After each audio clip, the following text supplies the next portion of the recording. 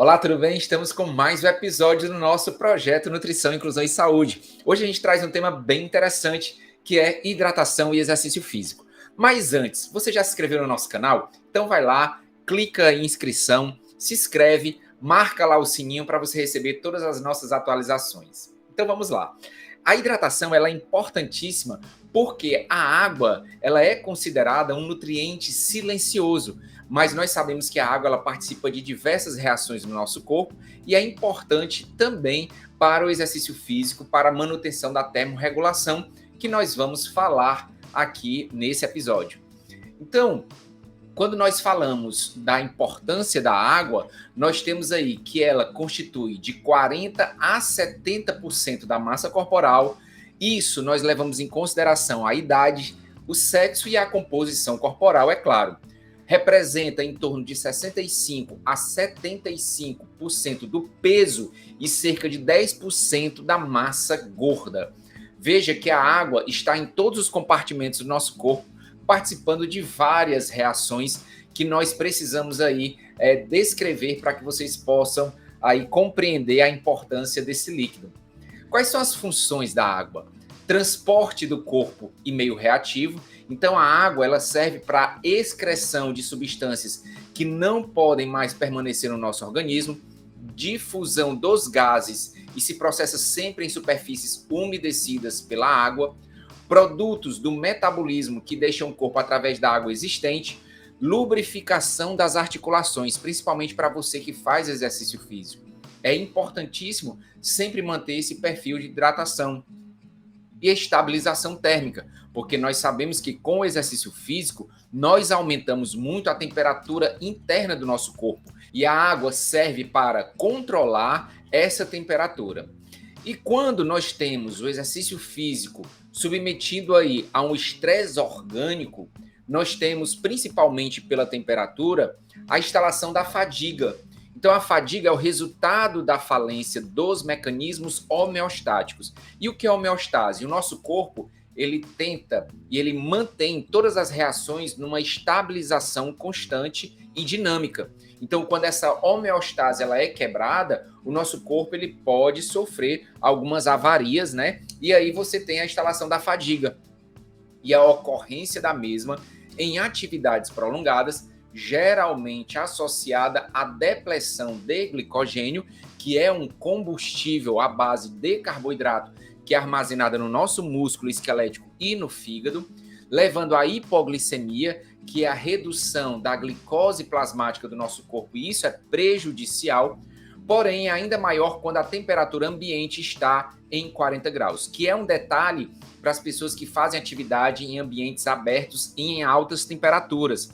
Você precisa controlar a hidratação para que não haja uma hipertermia, aumento da temperatura corporal e com isso venha a ocorrer algumas lesões, né? E gerar um comprometimento maior da sua saúde. A temperatura da pele ela pode variar, mas a interna deve manter-se em 37, variando de mais ou menos 1, ou seja, ela pode ir a 38 ou a 36. A maior parte do calor é produzido e proveniente de órgãos como o fígado, cérebro, coração e tecidos como o músculo esquelético, principalmente no exercício físico. Nós temos aí que a produção de calor no exercício é cerca de 15 a 20 vezes maior do que o nosso repouso, o que seria suficiente para aumentar a temperatura corporal em 5 graus por minuto. Imagina que a nossa temperatura de manutenção de vida é em torno de 37 graus. Se nós não tivéssemos um mecanismo de termorregular, de controlar essa temperatura, obviamente no exercício nós não estaríamos vivos depois de uma sessão de um treinamento. A aclimatação ao calor é essa adaptação que o corpo faz quando você vai submetendo o corpo a um treinamento em determinado ambiente, em determinado horário, em determinada temperatura. Você tem fluxo sanguíneo aumentado, distribuição efetiva do débito cardíaco, que é o volume de sangue que o coração ejeta para o corpo, limiar mais baixo para o início da transpiração, melhor distribuição do suor, maior produção de suor, menor concentração de sais no suor, temperaturas cutâneas e central e frequência cardíaca mais baixas para o exercício padronizado e menor dependência do catabolismo de carboidratos. Ou seja, aclimatar é se adaptar. Então, quando você se propõe a começar a fazer exercício, você precisa ter em mente que isso é gradativo para que o corpo ele possa ir se adaptando, se aclimatando. Outro detalhe que nós temos é que, através da hidratação, nós temos um mecanismo na produção de suor, e o suor, quando ele faz a transpiração na pele, nós temos um processo que é onde nós temos maior resfriamento, que é através da evaporação. Então, no exercício físico, 80% do controle da nossa temperatura é pela evaporação. E aí você tem que a produção de suor é uma resposta fisiológica que se empenha em limitar o aumento da temperatura central através da secreção de água na pele para a evaporação. Mas esta perda de líquido nem sempre é compensada pela ingestão de líquidos e a regulação da temperatura ela é comprometida. E aí, quando você não faz a reposição de líquidos, você está comprometendo esse controle da temperatura e, obviamente, a sua saúde. O desempenho e a saúde possivelmente serão prejudicados. A desidratação e a performance. O indivíduo desidratado ele não vai conseguir desempenhar a sua atividade de forma produtiva e de forma positiva. Então, o que é a desidratação? Ela se refere a um desequilíbrio na dinâmica dos líquidos quando a ingestão hídrica não consegue repor a perda d'água.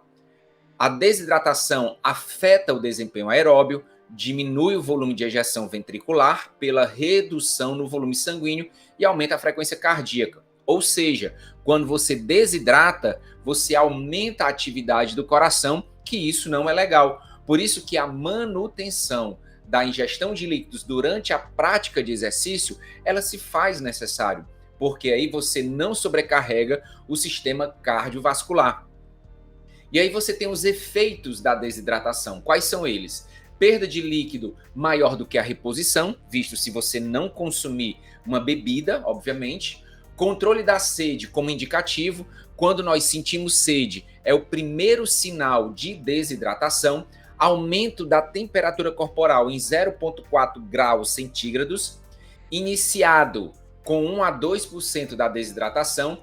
Afeta o desempenho aeróbio. Se você está fazendo alguma atividade aeróbia, você já vai ter uma redução dessa capacidade funcional. E diminuição da volemia, ou seja, volume sanguíneo, com a diminuição do volume de ejeção, sobrecarregando o coração. Sinais da desidratação, cor da urina, e aí a gente também tem como marcador da cor da urina a densidade da urina, perda de apetite e sede, pele avermelhada, intolerância ao calor e tontura, pele seca e murcha, dificuldade de engolir, delírio e espasmos musculares. Vejamos que a hidratação ela é importante, mesmo no ambiente fechado, climatizado. É importante que você carregue a sua garrafinha de água e faça ali a sua reposição. Nós temos outros repositores para fazer a hidratação, que são as bebidas isotônicas. E isso precisa ser indicado por um profissional nutricionista, e aí você vai falar com o seu profissional para que faça uma prescrição de bebidas isotônicas ou mesmo de soro, para que você possa fazer uma boa reposição líquida e de eletrólitos. Sinais da desidratação: redução do volume plasmático, redução do retorno venoso, aumento da frequência cardíaca, uso de glicogênio, aumento da viscosidade do plasma, ou seja, o sangue fica mais viscoso, redução do débito cardíaco, redução do volume sistólico. O que tudo isso representa? Diminuição de performance. Então você vai reduzir a sua atividade se você não estiver bem hidratado. No mais, eu espero que você goste do nosso episódio, compartilhe esse conteúdo e nós nos encontramos no próximo episódio no nosso projeto Nutrição, Inclusão e Saúde. Até mais!